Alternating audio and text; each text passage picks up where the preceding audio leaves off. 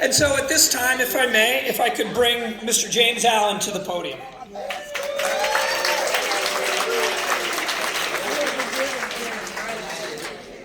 Good evening, everyone.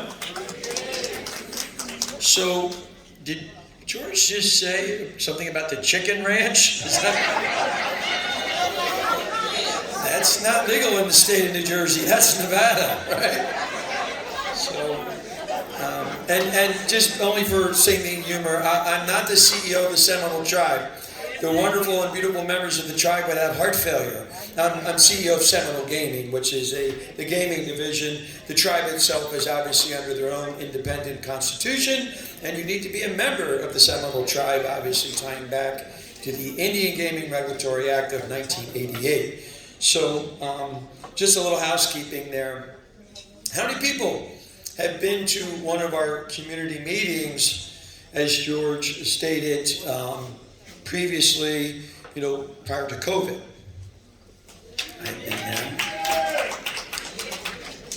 Thank you for coming back. And the mission then was, and today is, and always will be, and certainly COVID threw a curveball to all of us, was to truly be a part of the community. And where that came from was my firsthand experience as to starting as a very young man in the casino industry at Bally's Park Place in December of 1979. And being so fortunate at being able to be promoted and seeing individuals that gave me a shot that as I look back, I'm not quite sure, those same opportunities would be there today for anyone. But the industry was so young, that many of us got the opportunity to grow together and frankly get a lot of promotions. But the one thing I always heard as a line employee, as management, senior management, is there just seems to be this lack of understanding or appreciation from the casinos to the community itself. And it always was something that bothered me as a true local resident. I grew up in Northfield. Coming to Atlantic City was always a very cool thing. How many people remember the diving bell? So everybody remembers the diving horse, but who remembers the diving bell? Who's the person who brought the diving horse back? You're looking at him, right? I got a lot of trouble for that one, by the way.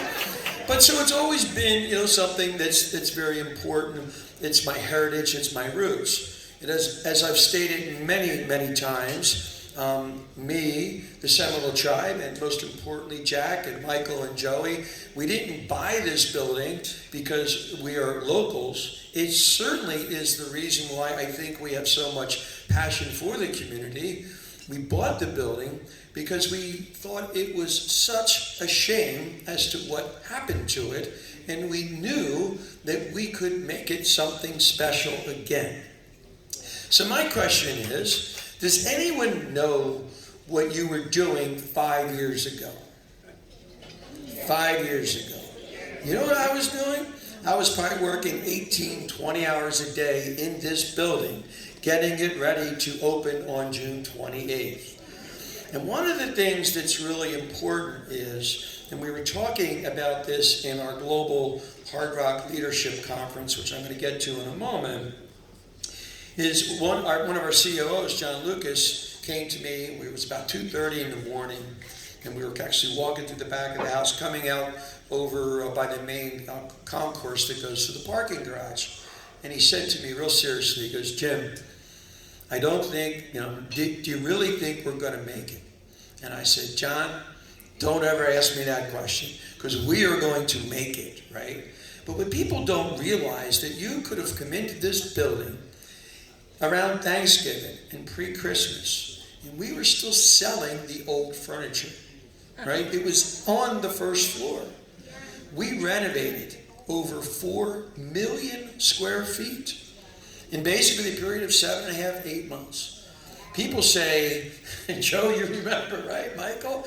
Like, how did we do it? And clearly, like any massive renovation, we knew we wanted to be open by summer. But I promised you then, before we opened, and we lived up to it every quarter prior to COVID, that we would come back to the community.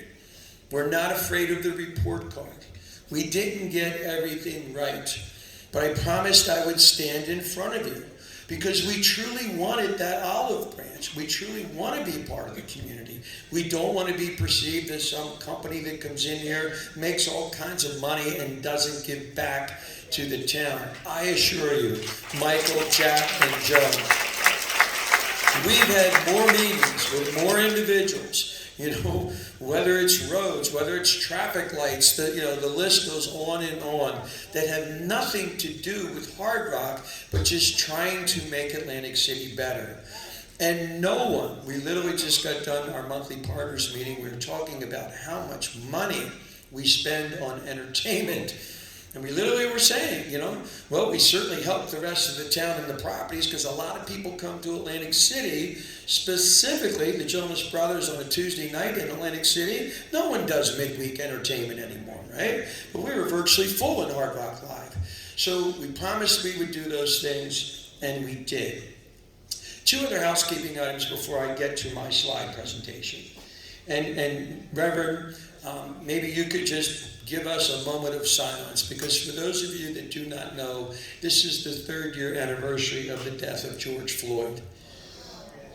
And I can assure you that when that occurred, his life was not lost, because it really changed me as an individual. And everyone wanted me to come out as chairman of Hard Rock International and give some huge statement. And you know what I said? And Craig Kaiser actually was very helpful in me, making these comments this evening. I said, I'm not qualified. I'm a white guy that doesn't understand it. But I promise you this, because no one, I don't care who you are, I don't care how much hatred you have in your heart, you cannot think that's acceptable. And so many times that has happened. So I said, here's what I'm going to do. I said to Craig and David Carroll, our corporate head of human resources, said, I want to meet with a minimum of 50 to 100 people of Black or African American heritage. And only myself and them in a room, and I want to talk. I'm going to fly around the country. And I want to understand, help me understand where I can be helpful to the situation. I'm only one individual. I understand. Yes, I was homeless. Yes, my dad died so suddenly and yes, did he leave us a ton of bills, okay? So I know what it's like, but I don't know what it's like because obviously when you're a person of color, there's a whole other chapter. And I can sincerely tell you my commitment years ago, almost 6 years ago, to be part of the community was in that particular category, having no idea that this particular catastrophic event could mold me differently. Hopefully we have my slide in here, I'm not sure. At that point, our executive committee was all white males. You know what it is today? I guess there's 12 of us on it. There is 5 individuals of color, 5 females, 1 Asian, 2 Asian descent, 1 Middle Eastern, and 4 white males, and 1 of them are retired. I think I got the numbers right? And you know what we did? And some of the quote-unquote white guys, they're not a senior vice president. They haven't worked in the industry for 30 years. How are you going to do that? Why would you do that? Here's why. You realize that 60% of our employees are of minority descent? Do you realize that when we look culturally at who our customers are and how society is changing, if you're still thinking like the 70s, the 80s, and the 90s, and the 2000s, putting aside the racial tension, but just from a pure business point, why wouldn't we want to have a more inclusive conversation? And I can sincerely tell you that our executive committee, the individuals that make the decisions on behalf of policy and procedure, of how we hire, how do we move forward, we are just so much better. The reality is I probably lost a lot of years of my career with probably the blinders that subconsciously I didn't even realize I had. So I always told you I would be honest and transparent, and I think we've learned a lot from those particular situations. So you say, okay, well, tell me the real numbers. Pretty amazing statistics. Here at Hard Rock Atlantic City, I want to make sure I get the numbers right. 57% of our managers and supervisors and above are minorities. Okay?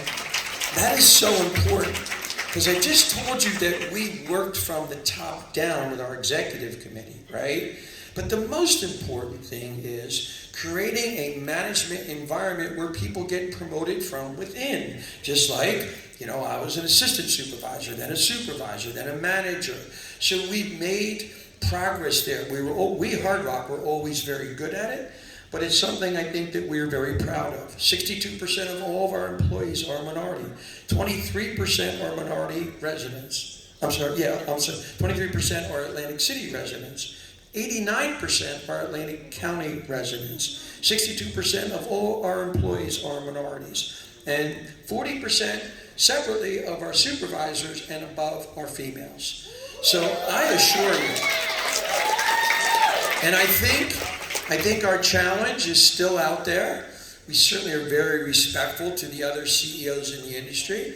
Have they had any community meetings yet? Because I know before COVID, we were the only ones that have ever done it, in the history of Atlantic City, and you have our commitment that we will continue to do so. Look, I'll say the thing I've said a lot, I wish the town was further along, but I can sincerely tell you, I believe that progress is being made. I believe there's a commitment for us to keep moving forward. We're not backing up. We are going to continue, and as we speak, we're putting tens upon tens upon tens of millions, creating more jobs in this building. We're a long-term believer. We do know, and we've had these conversations, with the governor, with leaders in Trenton. We certainly have had it with the mayor, that we are prepared, and we're hoping that we can work as a team for what is going to happen to our business model, not Hard Rock's, but Atlantic City's business model when the 3 downstate New York integrated resorts open, which will most likely happen sometime between 2027 and 2030. We have to be ready. It's not about one side of the aisle or the other. It's not about Borgata versus Hard Rock, or Hard Rock versus Caesars, the Marina District versus the Boardwalk. We have to create an environment we should work together so that Atlantic City succeeds, not any individual property. We are committed. Some of you saw Joe Lupo. Joe was in. How many people remember Joe? He was the property president before George, and he's flying back to Las Vegas. But Joe, we worked through our relationships where Joe became president of the Casino Association, and we put some real energy back in that group for the first time in probably decades. We were 100% supportive of Mark Giantoni, the president of Resorts, taking over. So the casinos are back talking again about things that are better for the whole town, not one property. And frankly, that's something that Atlantic City hasn't seen in many, many decades. And I think that helps us because there's so many big issues that are out there in front of us. So that's some of the big picture things that we've been working on. Yes, we want to be successful here. The business is certainly much tougher this year than it was last. To realize that in the United States, the household savings accounts are the lowest they have been since 2008 of that Great Recession. They're actually lower. So, and a lot of people say, well, we don't have any savings, right? So, we have to be focused on all these things as we move forward. So then we have a couple slides. So what are we doing? We've talked about how we really focused on diversity, how we focused on the opportunities for females in our organization. As you can see, chosen by the best employer by Forbes in our sector in the country. It's our 5th year in a row. It is our 3rd year in a row being recognized as the highest standard for diversity and opportunities of minorities and separately from females. And for the 6th time in the last 7th year, we've been selected as America's best in the category of large companies. So that's Google, that's Microsoft, that's GE, that's all the huge companies. So that's what we're doing on a global basis. We were once again, just in the last month, selected as America's best managed company, the best company in the private sector for hospitality, entertainment, and gaming. Our peers, so this means the individuals at Wynn Resorts, MGM, Harris, Caesars, Penn National Gaming, DraftKings, all of them, they selected us again as the most admired company to work for in the industry. Our hotel division has received its first year it was eligible to be in the #1 selected category for J.D. Power and Associates. So you see like Lexus, they always win that for cars and stuff. The first year we were eligible, we won. Never had before in any category. Historically continuing, no company has ever had that category for 4 years in a row like we've had in our upper upscale hotels. So, then obviously Global Gaming, once again last year we were chosen as the land-based operator of the year. It's easy for me to come up here and say we're great, we're good, but these are independent bodies that have national and international recognition saying Hard Rock and Seminole is a company that really cares about its neighbors, its employees. So there's the slide I was looking for. I knew we had it, right? So think of it. One time that would have been all white guys. Terrible, right? But we fixed it. And you obviously see that. The guy in the top left, he's retiring. So that's the one I was referring to. That's me in the middle. I like to joke, that's before I met the Seminole tribe. That's what this industry does to you after 30, 40 years. But certainly no other company in our space has that type of eclectic and true representation of all walks of life in communities, and it's something that we're very proud of. Diversity and equity, I opened with it. We really believe in it because we know that is the world we live in today.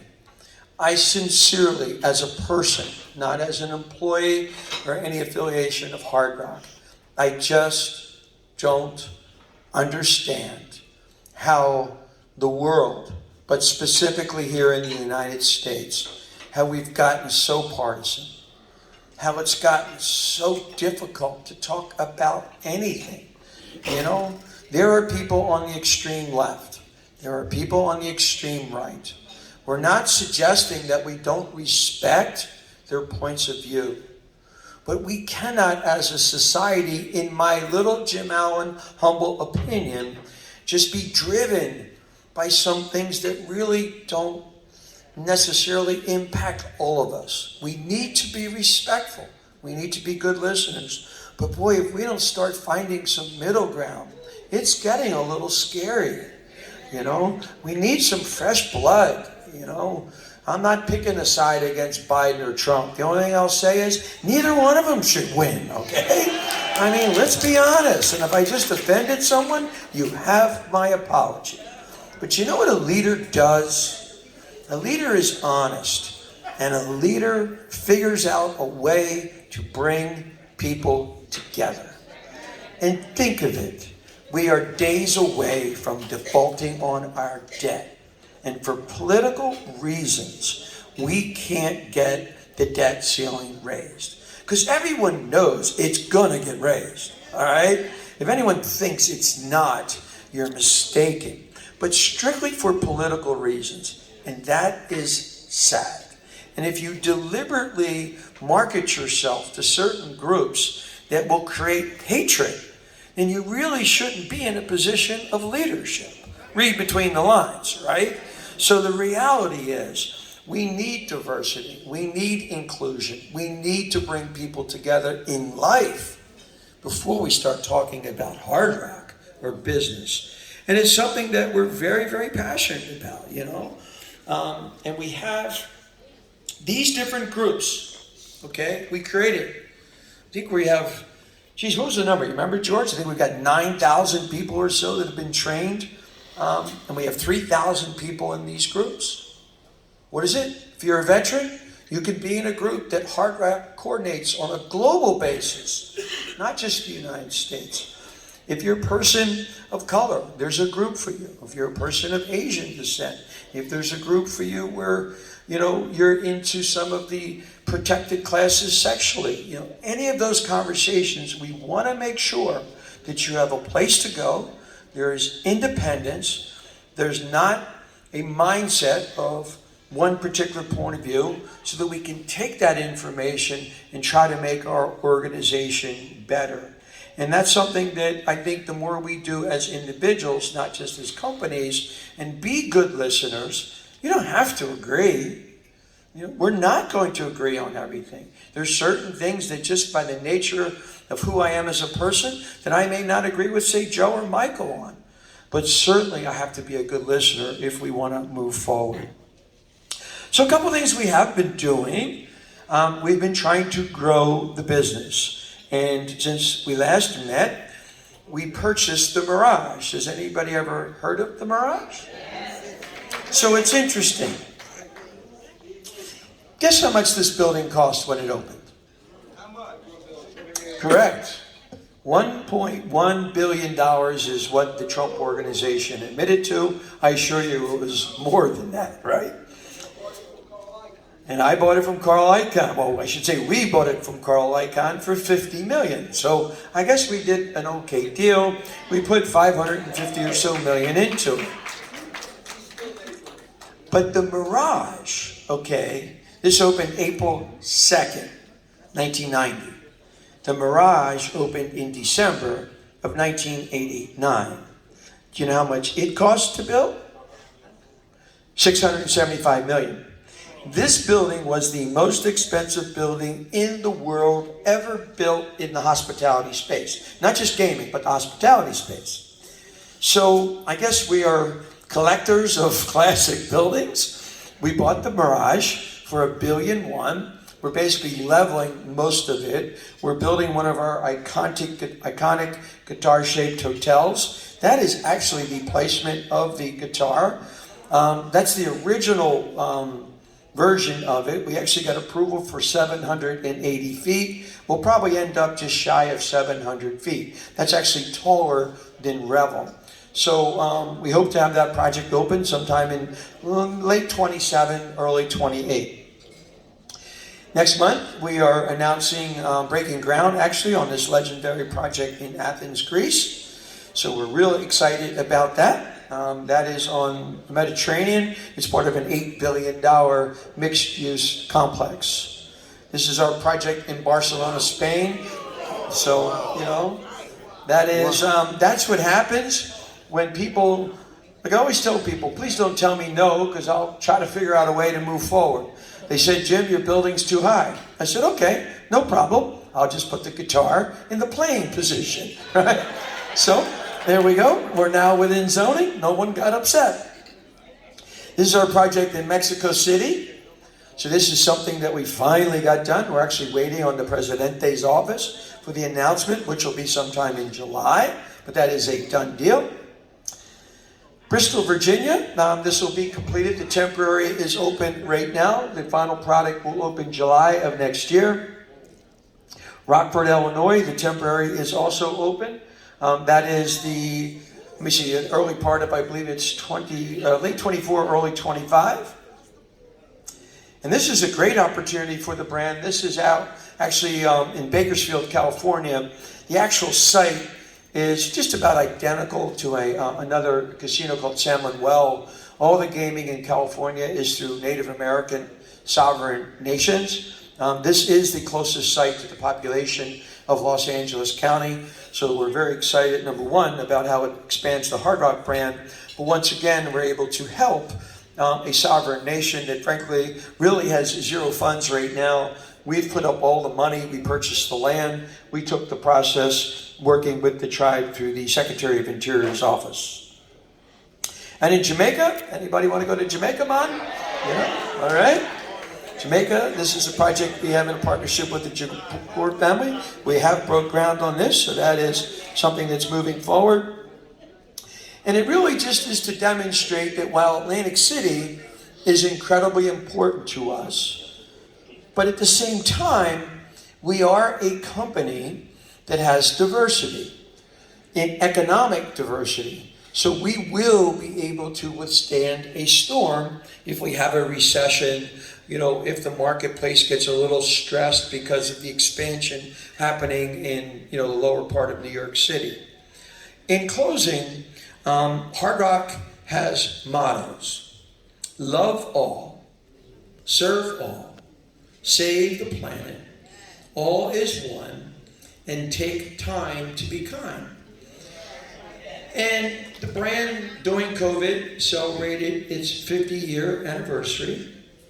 And you say, okay, just for the record, the mottos were not created day one. We still aren't quite sure when. We believe they're at least 35, 40 years old, but we haven't been able to go back to the archives to find out the specific day. But let's assume for tonight's conversation, we're 40 years. 40 years ago, a group of people sat down and said, all is one, include everyone, save the planet. We should be worried about the planet. I don't know if Antarctica is melting or not, but no one can dispute weathers are changing. We should be able to be receptive on that. I don't have the solution for the border, but no one with half a brain can look at the situation and say we have to help people. Okay? And I think if we just take the models of Hard Rock and give them to politicians, maybe they can learn something, Because that's really what it's about. I want to mention one final comment. So, we didn't forget about you. Just so you know, the first time, Monday, since pre-COVID, we had our global Hard Rock Leadership Conference. And we brought close to 600 people from 70 countries around the world here to Atlantic City, to see Atlantic City. We were so proud of this. It was the first time we did that conference, and obviously tonight is the first time we've done our community meeting since COVID. So we didn't forget about you. We're back. If you didn't notice the timing, the World Order, whatever their official name is, the health group that everyone threw darts at, but they officially declared COVID, no longer an issue or a pandemic roughly, 3-4 weeks ago. So we are back. I'm still here. We lost Joe Lupo, but you should say a prayer because Joe was so happy and rejoice for him. I said to him, Joe, I want you to come to Atlantic City. No. Joe, you love the Borgata. I did, but I love Florida more. Okay. Joe, I need you to come to Atlantic City. No, I really don't want to, Jim. I really love being the president of Hard Rock Tampa. Okay, Joe, I need to take you to dinner. We're going to play a game. I'm going to say a number, and you're going to say no. And then I'm going to say another number, and you're going to say no. But sooner or later, you're going to say yes to Atlantic City. Okay? So Joe came back, and most of you probably remember, really did a great job. But what I promised him, I said, Joe, I'm looking in Las Vegas. And if you do this for Hard Rock, and you do this for the community of Atlantic City, and you get involved, not just be the property president, but get involved in the community, work with the police, work with the school children, work with Joe, as he'll talk about so many things we've done for people with challenges of substance abuse. Work, get involved. I said, I give you my word, I'll get you out. I promise. He said, Jim, my family's in Las Vegas. My children are in Las Vegas. My grandchildren are in Las Vegas. That's where I want to be. So do you know who the first person I called when I knew I had the deal to buy the Mirage? Joe Lupo. And I said, get your bags passed. Joe, Monday, I get a little emotional. He was so happy, of tears of joy, right? Because the building embraced him. He left basically at the end of last summer. So they're the kind of relationships. He just walked out, so you may not realize it, He really appreciated the opportunity of how you embraced him, and I certainly hope you give the same warm Atlantic City welcome to George. George was such an amazing success for us in Cincinnati. And truth be told, I certainly knew of all of George's success. I get a call from the chief operating officer, and he said, Jim, I think we're going to lose George Goloff. I said, well, wait a second. I hear he's really, really good. He said, I think he's got some other opportunity. I said, John, let me have a crack at him. Let me see if I can talk him into staying. And I said to George, George, I don't have something today, but I knew at the time I was working on Vegas, so I knew at the time I was going to try to get Joe out of here. And it just worked out. So please give George an amazing welcome as he becomes part of your family and community. I can tell you he's a straight up guy. He's not going to bring the chicken ranch here to Las Vegas. We don't want to get the DGE all freaked out. We had scores here. That was a headache of all headaches. We don't need any of that stuff anymore. Thanks very much. Thanks very much, everyone. Really great seeing everyone. Thank you.